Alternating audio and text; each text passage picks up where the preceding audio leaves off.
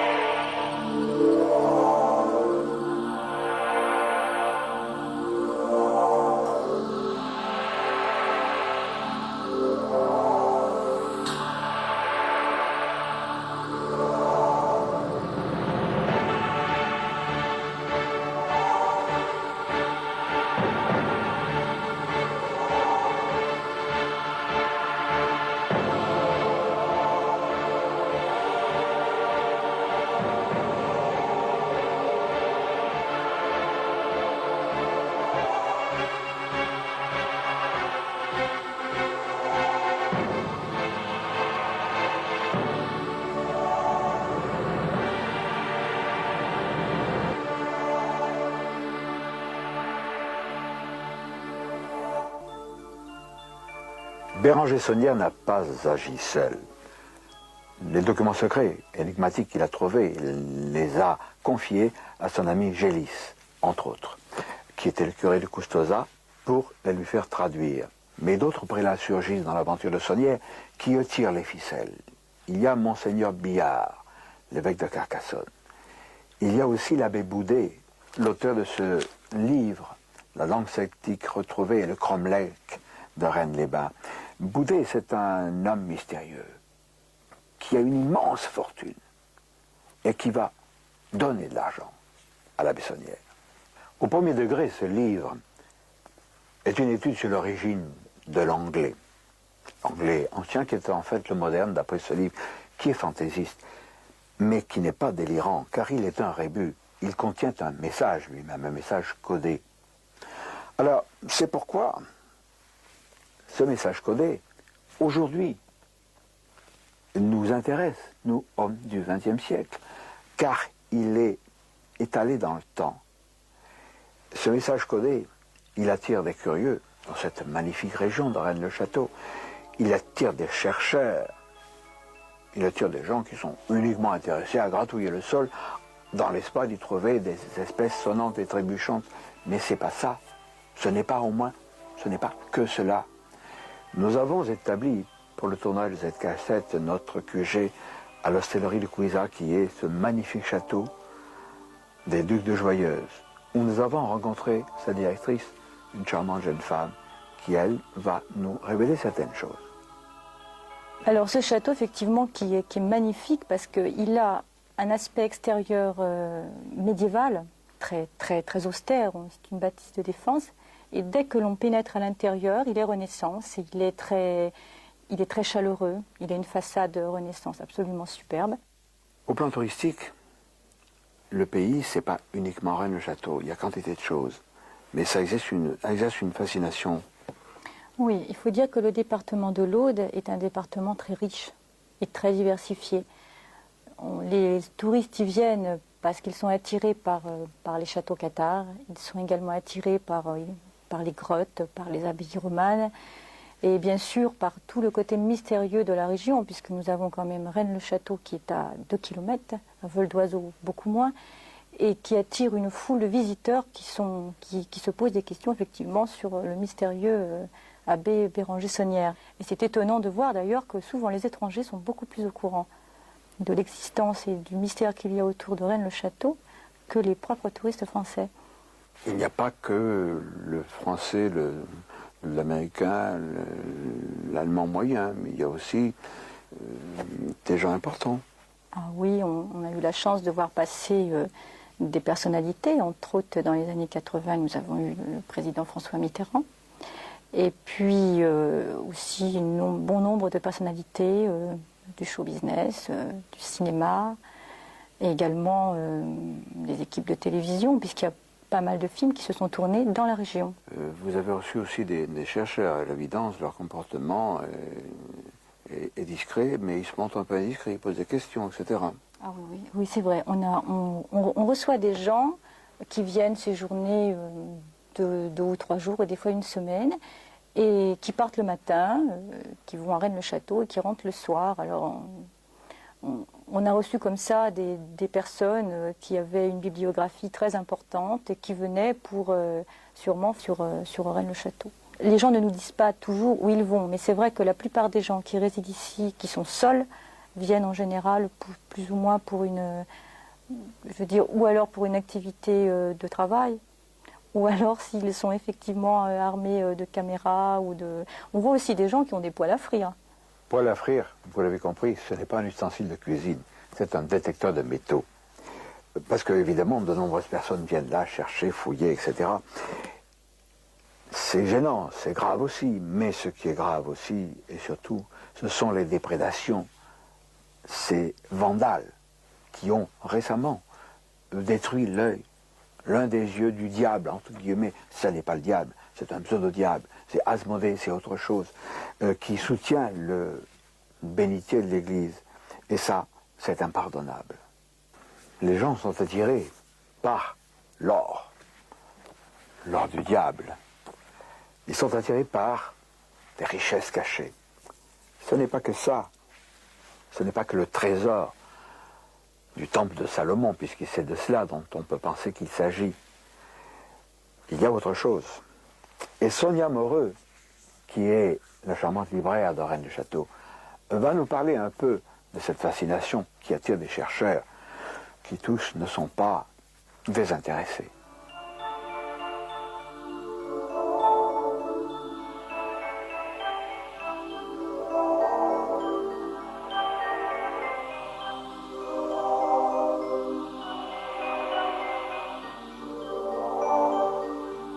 Peut-être parce que j'ai une librairie, j'attire 70% de gens qui ont une quête plus spirituelle ou de recherche qu'une quête matérielle. C'est vrai que je n'affiche pas de détecteur ou de boussole et de cartes comme ça. Sonia, parmi je crois qu'on peut dire au moins une bonne centaine d'ouvrages qui ont été consacrés à Rennes-le-Château, et vous en avez au moins, je pense, plus de la moitié ici. Est-ce que vous pourriez nous donner une idée du fond, non pas de chacun de ces ouvrages, mais l'orientation? Bon, on a parlé de trésor, espèce tournante, trébuchante, etc. Il y a peut-être autre chose. Faites-nous un petit panorama. Bien, les premiers livres qui ont été écrits sur Rennes-le-Château, en effet, tout en se penchant sur le passé historique de Rennes-le-Château, nous amenaient vers une recherche d'un trésor bien matériel, dans des faits historiques. Et puis, petit à petit, dans cette recherche historique de l'histoire de Rennes-le-Château, on s'est rendu compte qu'il était remis en question des points de l'histoire où l'Église, le spirituel, a pris une importance. Et de plus en plus, nous avons des livres qui partent un peu dans tous les côtés et qui ne sont pas toujours très crédibles, mais dont il émane toujours une quête.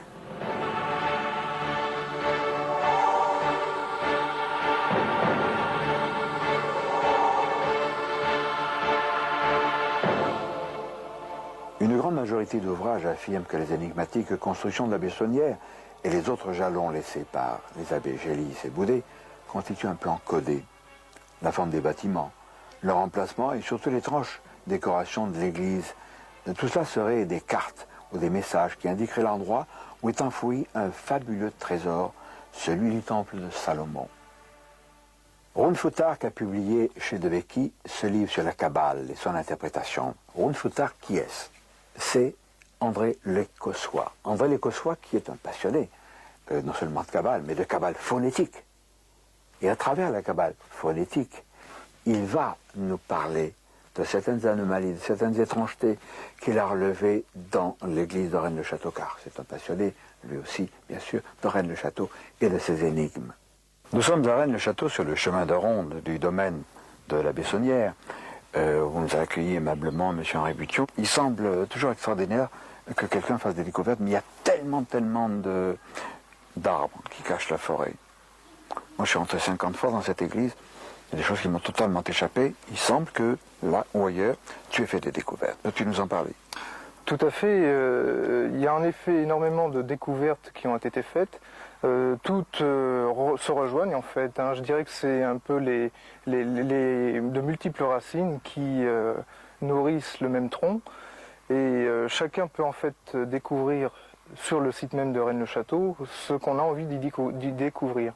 Ceci dit, il y a aussi des choses tellement à la vue de tout le monde que justement personne ne les voit. Là, c'est véritablement l'arbre qui cache la forêt. Et ça, c'est tout à fait du style d'ailleurs de Boudet, Saunière et Gélis, où il est quand même recommandé en général dans les textes religieux, les textes bibliques, il est dit fréquemment qui a des yeux voit et qui a des oreilles entendent.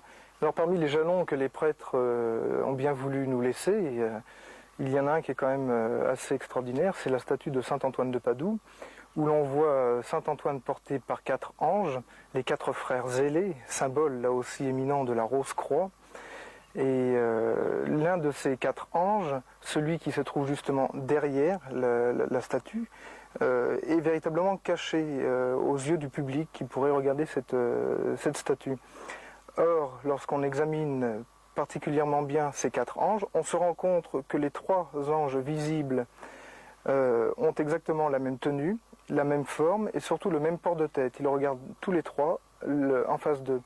Or, le plus étrange, c'est que le 4e ange, celui qui est donc caché, a lui la tête tournée de biais, il regarde quelque chose et en plus il a un genou dénudé. Là, évidemment, les symboles sont importants. Un genou découvert, aujourd'hui, dans certaines sociétés initiatiques, le récipiendaire, à un certain degré, a le genou découvert parce qu'il est considéré comme non pas ignorant, mais relativement profane et qui va recevoir un enseignement. Voilà, exactement. Et là, on est d'autant plus conforté dans notre recherche, c'est que, étymologiquement, enseignement signifie être dans les signes. À nous de décrypter les messages codés. Alors, ce qu'il faut quand même souligner, c'est que ce ne sont pas des découvertes qui permettent tout de suite d'aller vers un trésor tant philosophique que matériel. Ce sont simplement des jalons qui sont véritablement des indices et qui permettent de relancer l'affaire, surtout qui nous indiquent qu'on est sur la bonne voie. Là, ce coup-ci, enfin, on est sur la bonne voie.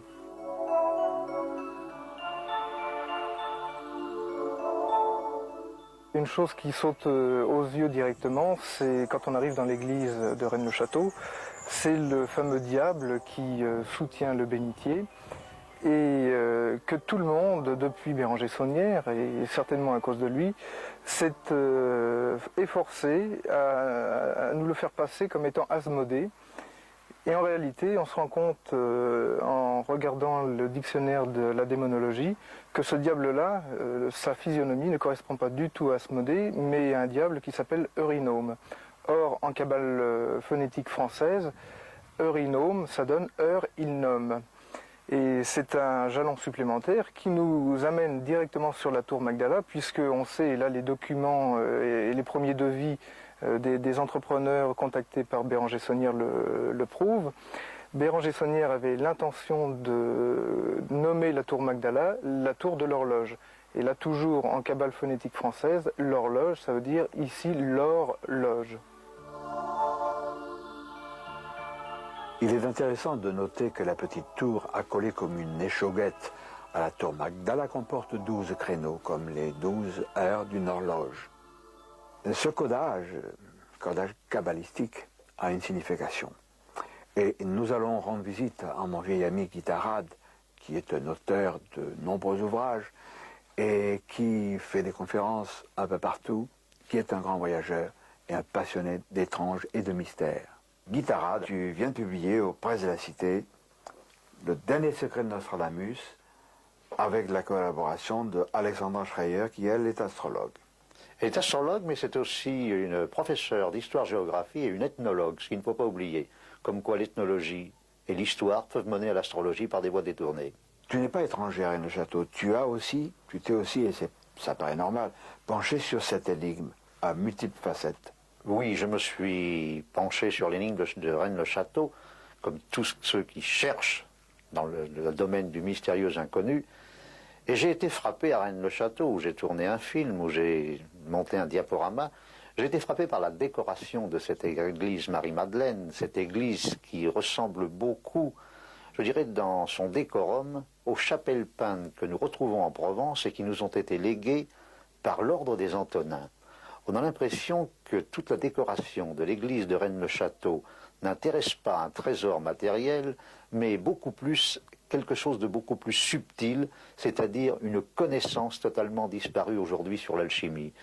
Quand on rentre dans cette église, différents éléments nous amènent sur une piste. Et nous recoupons toujours cette piste qui est celle des Antonins, cet ordre d'hospitalier qui est arrivé en France en 1090 et qui avait derrière lui un savoir et une connaissance hérités de l'ancienne Égypte. Sur le mont Fleury, sur la montagne des Béatitudes qui se trouve dans le fond de l'église, on découvre un personnage qui est torse nu et qui s'appuie sur une béquille. Or, le symbole de la béquille, ce symbole du tau, c'est un symbole qui nous est familier parce que lorsque nous avons fait nos enquêtes sur toutes les anciennes chapelles des Antonins dans notre région, notamment dans les Alpes-Maritimes et en Provence, nous retrouvons toujours ce symbole qui revient comme un leitmotiv. Le tau, c'est le symbole de la connaissance parfaite et il est toujours dissimulé dans les peintures alchimiques que nous ont léguées les Antonins, parce que les Antonins étaient des alchimistes, comme la preuve de leur savoir et la preuve de leur connaissance. Et alors, à Rennes le Château, est-ce qu'on peut là aussi parler d'un codage alchimique? Et bien sûr, il y a un codage alchimique à Rennes le Château. Et c'est peut-être pour ça qu'il faut revoir totalement cette église. Quand on rentre, nous avons Asmodée, le gardien des trésors du temple de Salomon, moi je veux bien, qui représente le diable, et juste au-dessus de lui, il y a ces 4 personnages, avec la citation qui est en dessous, par ce signe, tu le vaincras. Or, dans l'iconographie chrétienne, le seul saint que nous connaissions qui ait véritablement été tenté et qui a fait la joie de tous les peintres, et là je pense à Jérôme Bosch, eh bien c'est saint Antoine, la tentation de saint Antoine. Il y a un saint Antoine ermite à l'intérieur de l'église de Rennes le Château. Et à Rennes le Château, moi je pense que tout a été crypté.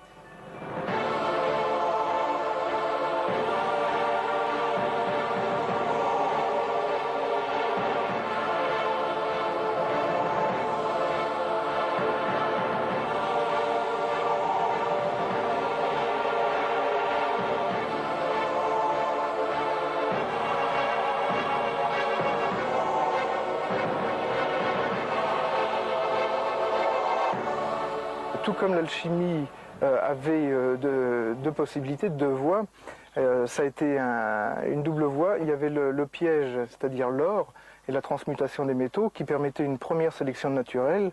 Toutes les personnes intéressées par cet aspect matériel de la chose s'orientaient évidemment vers ce côté-là, mais il y avait l'autre côté, l'alchimie spirituelle, qui amenait là des personnes qui faisaient des recherches, je dirais, désintéressées, en tout cas sur le plan matériel.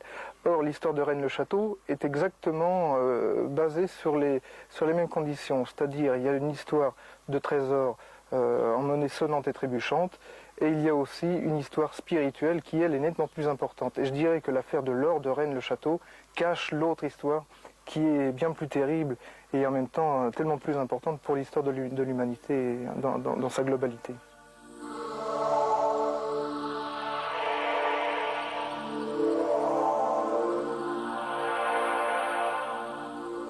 Au château des Ducs de Joyeuse, nous allons rencontrer Jean Blum, que nous avions déjà présenté dans ces 2 cassettes sur Rennes et sur les Cathares. Jean Blum va nous exposer certaines de ses vues qui nous paraissent pertinentes sur cet autre savoir, car il n'y a pas, je le répète, que l'or à Rennes le Château. Il y a autre chose. Jean Blum, tu es en train d'écrire un ouvrage consacré à Rennes le Château, oui, qui paraîtra en mai 1994. Et j'aimerais que pas que tu nous résumes ton ouvrage, mais les recherches que tu as faites t'ont amené à faire certaines découvertes, à approcher, disons, d'une certaine ligne qui n'est pas conventionnelle. J'ai un petit peu pris le contre-pied de ce que faisaient beaucoup d'auteurs. Par exemple, la plupart des auteurs considèrent que l'abbé Saunière, l'abbé Boudet, peut-être d'autres encore, ont laissé sur le terrain des signes de piste, l'église, le cromlech, des signes de piste supposés conduire le chercheur à la découverte d'un prestigieux secret. Et là, je m'interroge tout simplement avec la psychologie d'un enfant de 10 ans. Jimmy, tu es curé de Rennes-le-Château pour 5 minutes, tu découvres, ça te pèserait, tu découvres un extraordinaire trésor, tu ne veux pas le laisser tomber dans l'oubli, que vas-tu faire? Vas-tu en référer au pape, en tant que bon prêtre catholique, au grand rabbin de France, si tu considères que ces trésors sont les trésors du temple de Salomon, voire au notonnier de tel ou tel ordre ésotérique auquel tu appartiendrais, ou bien vas-tu t'ingénier à mettre des rébus, des signes de piste, pour que le plus malin, dans l'une ou l'autre acception, le plus dégourdi ou le plus satanique, aille t'emprunter ton trésor de ton vivant. À mon avis, c'est complètement farfelu. Bah oui. C'est complètement farfelu. Et je crois que tout le monde se laisse aller à tomber dans ce piège. Il s'agit d'interpréter ces signes de piste pour comprendre. Ça me paraît absurde. Par contre, il y a des signes de piste. C'est vrai que tout le monde, qu'un certain nombre de personnes s'ingénient à faire disparaître. Par exemple, Rédé, tout le monde le savait, il y a un siècle et maintenant on enfin d'en douter, Rédé, ça date des Visigoths. C'est une grande citadelle wisigothe au IVe siècle. Qu'étaient les Visigoths? Des arianistes qui étaient demeurés fidèles au premier concept du christianisme, mais qui avaient refusé les falsifications, je n'ai pas peur devant le mot, du concile de Nicée. Jésus, fils unique de Dieu, il est né à Nicée en 325, il n'est pas au premier temps de l'ère chrétienne. Ça, la Rédé wisigothique qui tendrait à accréditer la thèse que la fortune de Saunière puisse être liée à des connaissances ayant trait au premier temps du christianisme, c'est gommé. S'il n'y a pas à proprement parler de messages codés aboutissant à un trésor matériel, il y a immanquablement des messages codés bien sûr qui aboutissent à un autre savoir qui serait de nature spirituelle. Je le crois volontiers.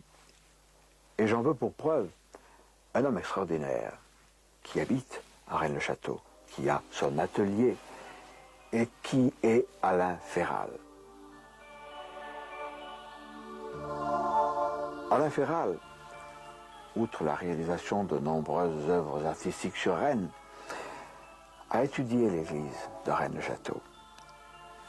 Son étude est concrétisée en 3 dimensions, dans une maquette articulée. C'est fantastique, et c'est là que le fantastique a des chances d'être vrai. Cette maquette, dont on peut dire qu'elle est très jolie, etc., mais elle est plus que jolie, elle est fascinante, et vous allez nous expliquer pourquoi. C'est l'église de Rennes-le-Château, ou ce sont les églises. Voilà, le problème devant lequel je me suis retrouvé au départ, c'était, je me suis posé la question, si jamais l'abbé Saunière a reconstruit toute une église, c'était quand même un prêtre, il y a bien d'anciennes pièces qui étaient dans cette église avant qu'il ne la restaure, qui ont été quelque part. Et voilà ce dont nous nous sommes aperçus. Ici, c'était une place de village. L'abbé Saunière a décidé d'en faire un jardin. Si on relève bien au centimètre près tous les plans d'architecture de ce jardin, on s'aperçoit, en suivant les murets, que l'abbé Saunière a construit un serret contre l'église qu'il allait restaurer, et je dis bien au centimètre près, exactement le plan d'une seconde église accolée. Mais en plein air. Et en plein air. Alors, non seulement en plein air, mais lorsqu'on regarde après les détails, l'abbé Saunière a mis ici un pilier qui était l'ancien pilier de son hôtel. Il y a fait graver pénitence et il l'a mis exactement en front de l'endroit où 5 ans plus tard, il va installer son confessionnal où on fait pénitence. La dalle des chevaliers qu'il installe dans son jardin au pied du calvaire, il l'avait trouvée à cet emplacement au centre du chœur où il installera l'autel. Et l'autel, si on regarde bien, et là vous allez me permettre de retourner très rapidement la maquette, à la place de l'autel, il avait installé ici, toujours 5 ans avant, le calvaire. Donc une seconde église avec les pièces principales et l'emplacement de ces pièces figurait dans la nouvelle. Il avait installé toutes ces anciennes pièces dans ce qu'on pourrait appeler le plan d'une église en plein air. C'est une véritable réplique. C'est une véritable réplique. Et je vous dis vraiment au centimètre près. Qu'avait voulu faire la Bessonnière? On va aller plus loin. Ce pilier qui représente une croix et l'alpha et l'oméga, qui sont les symboles du Christ, pour un curé, c'est tout de même assez curieux, il le met à l'envers. Il le retourne. On suit exactement la nef de cette église extérieure, nous arrivons à la dalle des chevaliers. Il l'avait trouvée face contre le ciel, il va la mettre ici, face au ciel, à l'envers. Ce qui fait que d'ailleurs le musée lapidaire de Carcassonne la gardera pendant 20 ans pour la protéger. Ensuite, nous regardons le calvaire qu'il met exactement à la place de l'autel. Si nous regardons l'autel, nous nous apercevons que l'autel est surmonté d'un dôme qui lui-même est orné de 4 tours, et sous ces 4 tours, nous trouvons la croix de l'autel. Or, qu'a fait la Bessonnière dans l'église extérieure de son jardin? Il a construit la croix sur un socle, et aux surprises, ce socle est sculpté à chaque angle d'une tour, 4 tours. La croix ici est sur 4 tours, la croix dans l'église est sous 4 tours. Toujours cette réplique. Voilà, toujours même réplique, mais dont chaque pièce a été placée à l'envers. Église encastrée, exactement le même plan, au centimètre près, mais chaque pièce a été placée à l'envers. Une autre église, cela signifierait que la Bessonnière a découvert une autre vérité chez l'église. Une autre vérité qui intéresse fatalement le Christ. Et il semblerait bien que le Christ a pu avoir une autre histoire qui a été voilée. Un chercheur qui a tenu à garder l'anonymat, nous l'avons donc baptisé en latin nemo, personne, ce chercheur nous a confié que presque toute l'église de Rennes était contenue dans la station 1 de l'église. Que voyons-nous? Le Christ, bien sûr, mais surtout un voile que l'on lève et légèrement caché apparaît une tour. Cette tour a sûrement son importance. Alain Ferrat nous parle de l'importance justement des tours dans les constructions de la Bessonnière. Maintenant, nous allons suivre la Bessonnière jusqu'à l'endroit où peut-être il voulait nous mener, l'autel. Le calvaire mis à la place de l'autel dans cette église extérieure. Le pilier mis à la place du confessionnal, toujours dans cette église extérieure, et le confessionnal de cette église intérieure se retrouvent aux 4 angles d'un carré parfait. Si ce carré parfait était un jeu d'échecs, chacune de ces 4 pièces serait à la place d'une tour. Or, nous regardons maintenant, je redéveloppe de nouveau l'église, nous allons nous apercevoir que chacune de ces pièces, le calvaire a sur son socle les 4 tours d'un jeu d'échecs. Il se trouve à la place d'une tour. Le pilier a comme dôme un petit dôme avec 4 tours. Il se trouve à la place d'une tour sur un jeu d'échecs. L'autel se retrouve avec un dôme où il y a 4 tours au-dessus de la croix, à la place d'une tour du jeu d'échecs, et la 4e tour du jeu d'échecs, le confessionnal, qui lui-même est crénelé comme une tour d'échecs. Et ces 4 pièces se retrouvent aux 4 angles parfaitement de ce qui pourrait être, et je dis bien de ce qui pourrait être, un jeu d'échecs. Est-ce que vous avez vu le domaine de la Bessonnière? Le domaine de la Bessonnière est un carré parfait de 32 mètres de côté. Nous allons aller plus loin. Vous avez 2 feuillets ici, qui sont les 2 feuillets représentant les plans des 2 tours, qui sont dans le parc de la Bessonnière. Une tour, celle de gauche, qui s'appelle la tour Magdala, est une tour en pierre, close et fermée sans lumière. Elle a au sol un jeu d'échecs. Son dallage comporte 64 cases, 64 fois le même motif. C'est un jeu d'échecs parfait. Et si nous montons en haut de la tour Magdala, nous avons une petite échauguette, une petite tourelle qui fait 22 marches et qui monte en l'air. Elle est à l'angle du parc qui, sur un jeu d'échecs, serait la place d'une tour.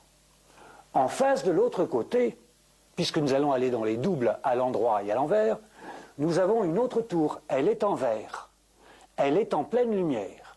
Elle a, elle aussi, un jeu d'échecs comme dallage. Et à elle aussi, elle a une petite tourelle de 22 marches aussi, mais qui descendent sous terre. Vous avez donc dans le domaine de la Bessonnière, qui est construit comme un jeu d'échecs, une tour à la place de la tour d'un jeu d'échecs qui est à l'endroit, fermée en pierre, et une tour en verre qui, elle, est à l'envers. Chez la Bessonnière, il y a toujours un principe qui est très très curieux, c'est il y a toujours un double dont l'un est à l'endroit et l'autre est à l'envers. Nous avons vu que les tours sont omniprésentes dans le domaine de Sonnières. La présence d'une tour dans la station 1 signale donc son importance. Or, en plus de la tour, on note un voile qui s'élève. S'agirait-il d'une indication sur une autre façon de voir le Christ ?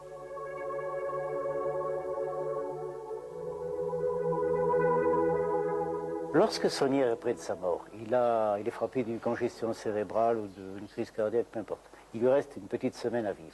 On mande auprès de lui un prêtre qui est son ami, le curé Rivière d'Espéraza.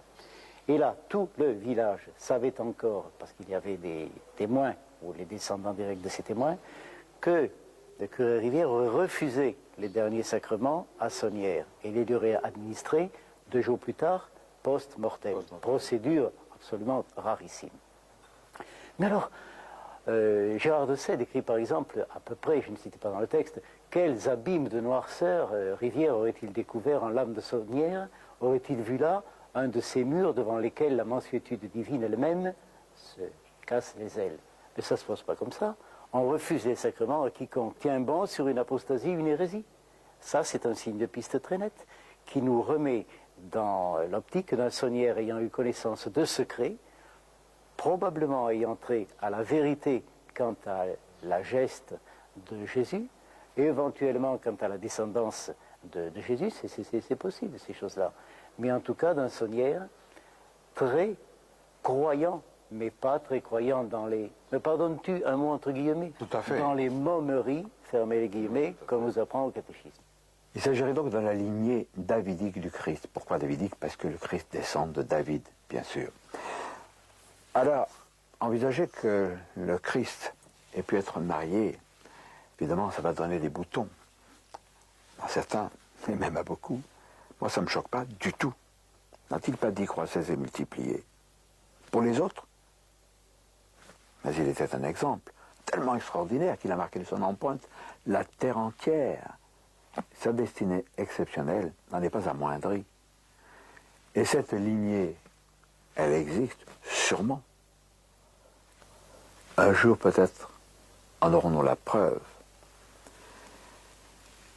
Alors si la Bessonnière et ses amis, Gélis, Boudet,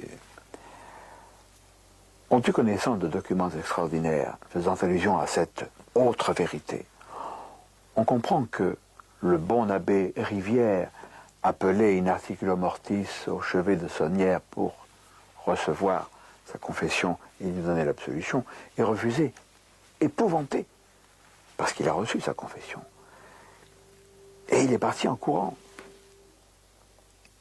Et le restant de sa vie, cet homme qui aimait bien sourire, qui était un bon vivant, il l'a passé en une sorte de contrition.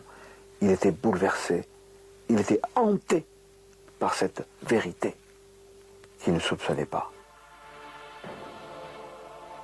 Selon certains auteurs nullement délirants, Jésus-Christ aurait même survécu à la crucifixion, autrement que par la traditionnelle résurrection.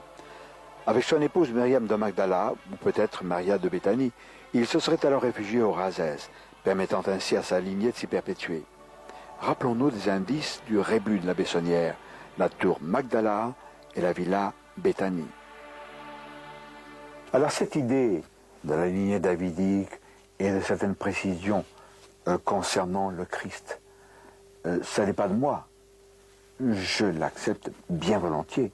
Scanfield, qui a publié ces 2 ouvrages et d'autres qui n'ont pas encore été traduits en français, fait une approche sur un Christ un peu différent que celui dont on nous a parlé. Et puis là, Simon, dans cet ouvrage, nous parle du tombeau du Christ. Je crois que là, il faut mettre un point d'interrogation. On parle de la présence du tombeau du Christ. Est-ce que tes recherches t'ont porté aussi vers cette orientation?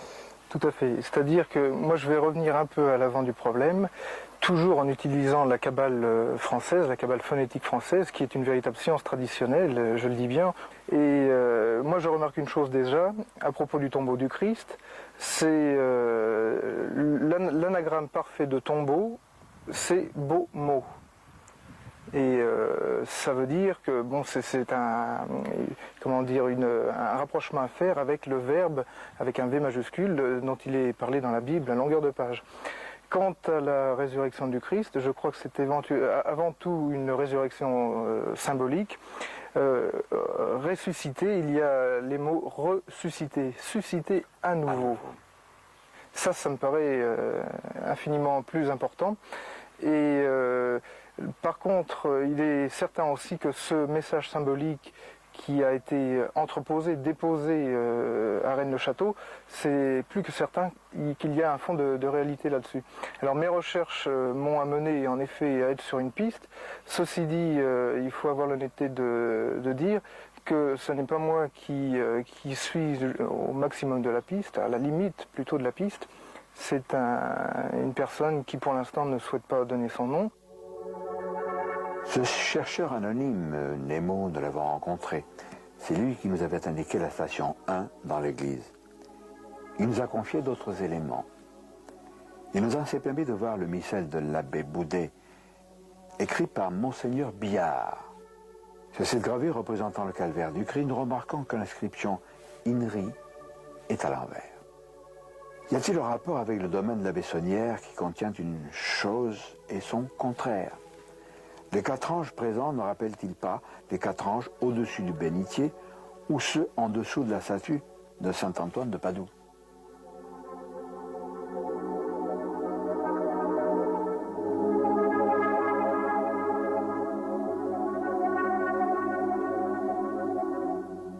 Dans une église de Limoux, nous pouvons voir ce tableau étonnant qui peut être interprété de la façon suivante. D'un côté le Christ en croix, et de l'autre son épouse, Marie-Madeleine, Maria de Magdala, tenant leur fils. N'oublions pas que l'église de Sonnières est dédiée à Marie-Madeleine. Au milieu, un ecclésiastique genou à terre qui semble dire « je ne comprends pas ». Et enfin, au fond, un paysage avec de nouveau une tour.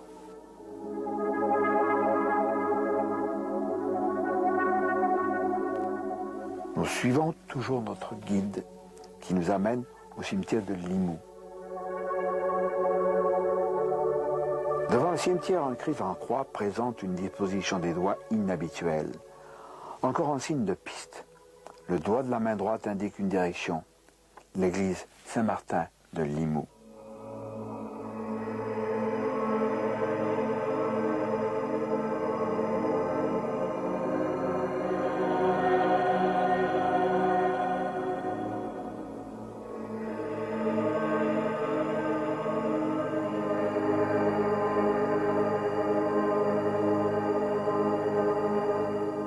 Tout d'abord, on remarque la présence de nombreux symboles maçonniques. Il y a surtout ce vitrail représentant le mariage du Christ. En haut du vitrail, un agneau symbolise le Christ, l'Agnus Dei. À droite et à gauche, les agneaux symbolisent sa descendance. Cette idée de descendance est reprise dans un autre vitrail. On voit Jésus donnant une hostie à Marie-Madeleine. La signification cachée de ce geste est « je te donne un enfant ». Et l'inscription « femme, voilà notre fils » renforce cette interprétation. Revenons au vitrail du mariage du Christ. En bas de celui-ci, nous avons à droite le symbole de la chrétienté. À gauche, celui de l'autre savoir.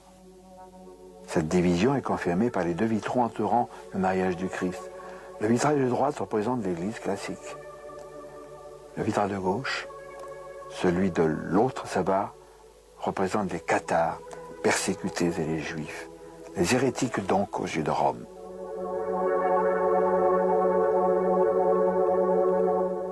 Là aussi, nous avons deux églises. Les Juifs furent nombreux à s'installer dans le Razed, dans cette région.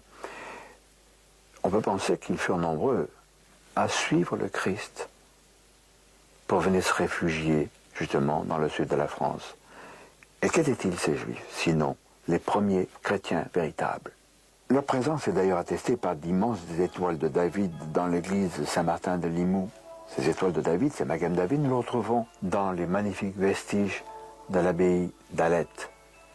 Et là, s'amorce une piste intéressante que nous allons suivre. Bien, disons que la cathédrale d'Alette, qui est vraiment terriblement en ruine, est le souvenir d'un passé très marqué par la religion ici dans la région.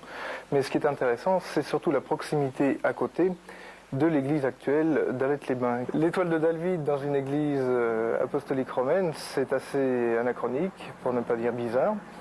Alors on peut expliquer la chose de la façon suivante. Il y a quand même eu dans l'histoire d'Alette-les-Bains la présence de familles juives. La première et la plus connue, je dirais, c'est la famille Nostradamus, qui a donné un rejeton célèbre, Michel de Notre-Dame, dit Nostradamus, qu'on a appelé le moine de Salon, non pas parce qu'il faisait des prédictions dans les salons, mais parce qu'il a habité aussi à Salon de Provence.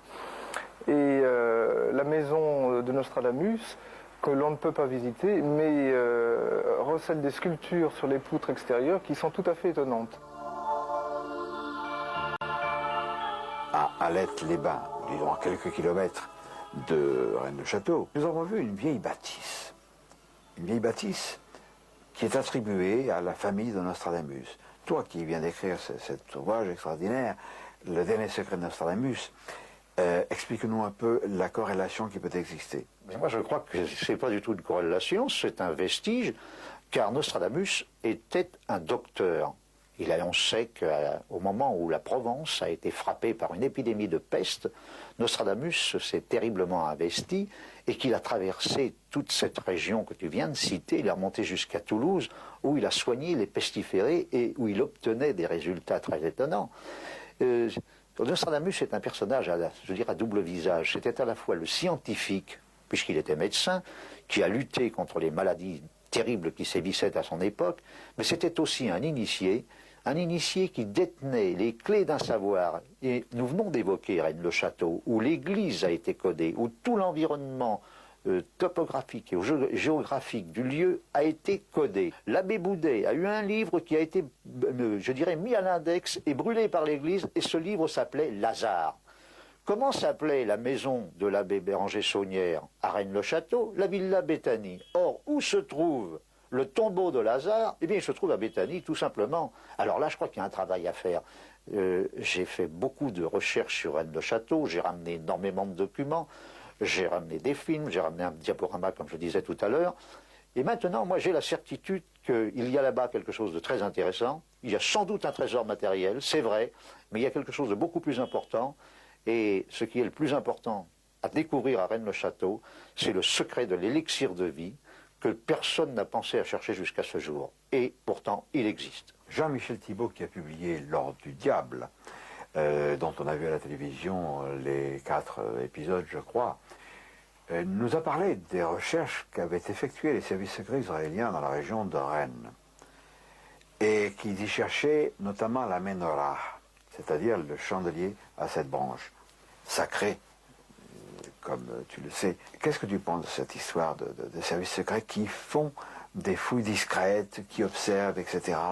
Je pense que le Mossad et certains services de renseignement encore plus discrets que le Mossad, à l'heure actuelle, recherchent ce trésor qui a été pillé dans le temple de Salomon lorsque la ville de Jérusalem a été détruite, lorsque le temple a été détruit.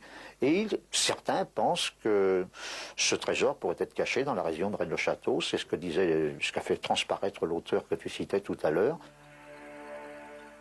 Il y a aussi un vitrail de l'église de Limoux qui qui offre aux yeux des visiteurs l'Arche d'Alliance. Et ça, c'est quand même peut-être quelque chose que justement les agents du Mossad étaient en train de chercher dans le secteur de Rennes-les-Bains, Rennes-le-Château, Alette-les-Bains. L'Arche d'Alliance, qui était un formidable générateur énergétique, puisque les Lévites, qui étaient seuls habilités à les porter, interdisaient qu'on s'en approche. Et on disait que l'Éternel foudroierait l'imprudent qu'il toucherait. Évidemment, cet imprudent, ça s'est déjà manifesté, n'avait pas, comme les Lévites, des manteaux avec des fils d'or qui traînaient par terre et constituaient évidemment ce qu'on appelle une prise de terre. Et le malheureux qui a voulu protéger l'arche sur le point de tomber a été foudroyé. Ce n'était pas l'Éternel, c'était un phénomène physique. Et dans l'arche, il y avait l'échantillon de la manne, il y avait les tables de la loi, il y avait quantité de choses qui permettaient à Moïse, dans la tente de réunion, de communiquer avec, on nous dit l'Éternel, c'était les Elohim, à pluriel, des gens comme vous, qui nous regardaient, et nous, mais qui étaient nés sous d'autres soleils. Ce qui est intéressant aussi, c'est que vraisemblablement les vitraux de l'église de Limoux datent de l'époque des vitraux de l'église de Rennes-le-Château. Donc là, le triumvirat Boudet-Saunière-Gélis nous renvoie à nouveau sur des pistes. Je pense, moi, qu'ils ont laissé des jalons dans toute la région, dans toutes les églises de la région et sur d'autres lieux, toujours du secteur. Et c'est à nous de suivre, en fait, tous ces jalons, un peu comme le petit poussé qui ramasse les cailloux. Et puis, au bout, bien, ma foi, il y aura certainement la clé. Et peut-être l'Arche d'Alliance. Il est évident que Béranger Saunière, qui a eu quand même une personnalité avec un pouvoir temporel très important, était prêtre et est resté prêtre jusqu'à la fin de sa vie. Et apparemment, son église n'est pas très catholique dans sa décoration. Mais c'est un homme du spirituel. Et moi, je penche plutôt vers cette recherche de ce personnage qui est aussi proche de la mienne, à savoir quelle est l'origine de l'être, de l'humain, de la croyance et de la foi, de l'esprit. Et je pense que Rennes-le-Château attire tous les gens qui ont cette quête. Finalement, il s'agit bien des recherches sur l'origine de l'homme. Et le Christ n'a-t-il pas dit « J'ai d'autres brebis qui ne sont pas de cette bergerie », de même qu'il a dit aussi « Il y a plusieurs maisons dans la demeure de mon Père. » Et non, contrairement à certains exégètes ultra-classiques dépassés, il ne faisait pas allusion, le Christ, à d'autres tribus, pas du tout. Il faisait allusion à d'autres demeures autres que celles de la terre. Et rappelons-nous dans la précédente cassette sur Rennes-le-Château, Jean-Michel Thibault, qui va nous parler de quelque chose d'assez extraordinaire. Il y a aussi, sous le couvert du ministère de la Culture, des gens qui tout officiellement cherchent et fouillent dans le coin. Et là, il y a un budget qui est assez conséquent pour ces fouilles. Lorsqu'on les interroge, ils nous disent qu'ils sont à la recherche d'un ancien manuscrit qui expliquerait l'histoire de l'humanité. L'humanité viendrait d'un croisement entre les filles des hommes et les fils des dieux. Bon, Sixième verset de la Genèse. Voilà, tout à fait. Et donc là, c'est une indication vraiment terriblement importante. Donc l'humanité a été créée vraisemblablement sur une autre planète, que certains éléments ont été transplantés, réimplantés, et c'est d'ailleurs quelque chose de très curieux. Lorsqu'une personne change de région, de pays, elle se sent déracinée. Ça, c'est quand même un mot symbolique véritablement important. Et puis il y a aussi quelque chose qui est fantastique, c'est l'étymologie du mot paradis. Paradis, c'est parc à radis, parc à racines. Je crois que là, il y a quelque chose de tout à fait fabuleux. Parc à racines, oui, paradis. Mais qu'est-ce que c'était? C'était le jardin d'Éden. Et le jardin d'Éden, il y a suffisamment de descriptions dans les textes sacrés pour comprendre qu'il s'agissait de quelque chose d'extrêmement fermé. Si l'on parle de laboratoire de base établi par les extraterrestres, les Elohim, car c'est pas autre chose, ça n'a rien à voir avec Dieu. On vous a trompé, on nous a trompés, en nous faisant croire que Elohim c'était Dieu. Pas du tout, c'est un pluriel. Donc il s'agit d'extraterrestres. Béranger Saunière, bien sûr, ne savait pas que c'était des extraterrestres. Les documents codés qu'il a trouvés ne faisaient probablement pas référence à des êtres venus d'ailleurs, ou du moins pas directement. Mais c'était un ouvrage codé, la Bible. C'est un ouvrage codé. Alors, De même qu'il y a deux églises, il y a deux savoirs. L'un au premier degré, l'autre au second degré, et c'est celui-là qui compte. Nous allons demander à Guittarade ce qu'il pense de cette chose-là, et il va justement nous parler de savants israéliens qui eux aussi cherchent en dehors des sentiers battus. Ces chercheurs se sont aperçus que la Bible était un document chiffré. Chaque lettre de la Bible correspond à un nombre. Et nous avons une vieille citation en français qui dit qu'un texte ne doit pas varier d'un iota. Eh bien, chez les Hébreux, lorsqu'on traduisait un texte et qu'on faisait la moindre erreur, le texte était pris, était déchiré, car l'écriture est une écriture qui correspond à des lois mathématiques. Dans l'ancien hébreu, il n'y avait pas d'espace entre les mots. Tous les mots étaient accrochés les uns derrière les autres, c'est-à-dire pas comme chez nous où les mots sont séparés. Les chercheurs qui ont mis ces documents dans un ordinateur se sont aperçus qu'il y a un code, et grâce à ce code, ils se sont rendus compte que les grands événements qu'a connus l'humanité jusqu'à aujourd'hui étaient inscrits dans les textes bibliques. Alors, comme nos amis israéliens sont des gens excessivement prudents, ils disent oui, nous avons décodé le passé, nous avons découvert que la Révolution française était annoncée dans les textes bibliques, que l'affaire Dreyfus était annoncée, que l'assassinat du président Sadat était annoncé.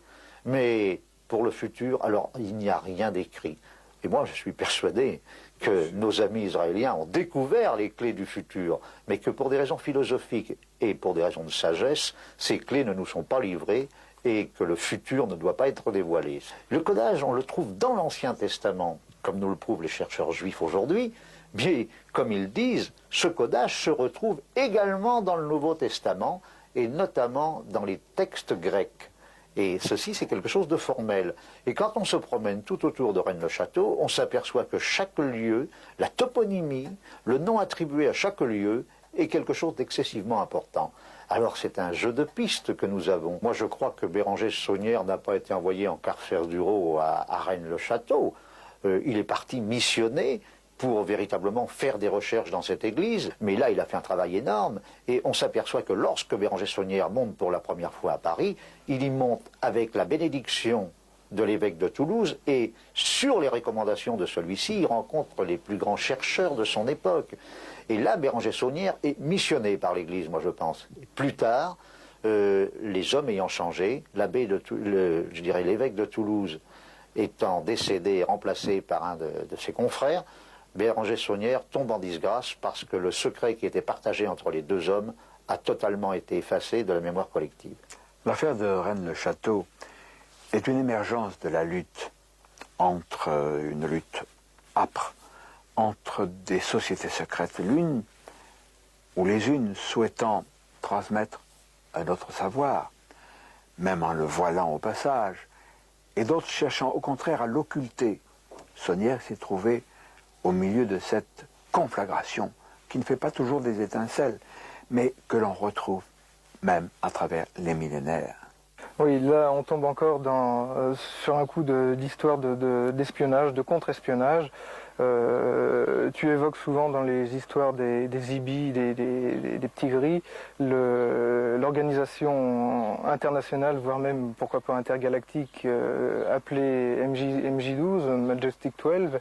Et je dirais qu'à l'époque des prêtres Boudet, Gélis, Saunière, il y avait des gens qui étaient chargés de faire un même travail de pression et d'élimination qui a permis évidemment de brouiller les pistes et d'éliminer les principaux fils conducteurs d'une histoire qui, là je répète, concerne l'humanité dans son entier.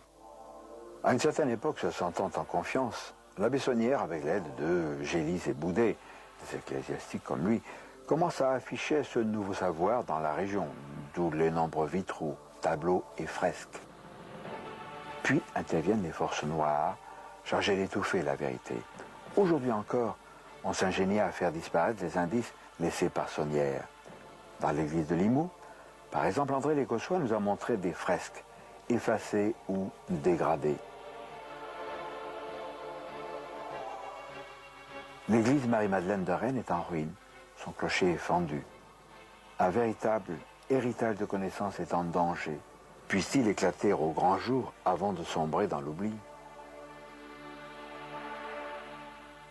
Ce qui est fascinant dans l'affaire de Rennes-le-Château, c'est qu'il y a en permanence cette opposition des forces des ténèbres et des forces de lumière qui s'entremêlent, qui se mélangent de façon inextricable pour essayer de nous cacher les origines de l'humanité, car ça gêne beaucoup de monde. Alors, deux églises, deux traditions, deux types de savoir, et s'il y avait deux abbés Saunière? Bien. Vous avez un abbé Saunière qui habitait Villa Béthanie, qui s'est fait faire d'ailleurs sa photo, celle de Marie Denarnaud, qui toutes les deux trônaient dans le salon. Vous aviez cet abbé-là, et il est paru d'un seul coup dans tous les livres qui parlent de l'abbé Saunière, cette photo-là. Ça n'est pas le même homme. Je vous avais dit, j'ai été documentaliste, je me suis intéressé à cette histoire-là. J'ai envoyé les photos au Quai de Gesvres, au service d'anthropométrie. On m'a au système pileux, au système des eaux et tout ça. Ce n'est pas le même, ce n'est pas du tout le même personnage. Et je me suis retrouvé par hasard avec la photo de quelqu'un, prêtre, abbé Saunière, qui était ce monsieur. Il y a un air de famille, bien sûr. Mais... Voilà. Et lorsque j'ai étudié cette photo et que je l'ai renvoyée au Quai de Gesvres, demandant entre lequel de ces deux messieurs ce monsieur pouvait correspondre, on m'a dit, bien entendu, c'est celui-là. Système pile. Or, retournant la photo, je vois Alfred Saunière, 1884. Ce qui fait que vous avez depuis environ, je ne sais pas, une trentaine d'années, la photo de l'abbé Béranger Saunière, qui porte tout simplement l'empreinte du visage de son frère.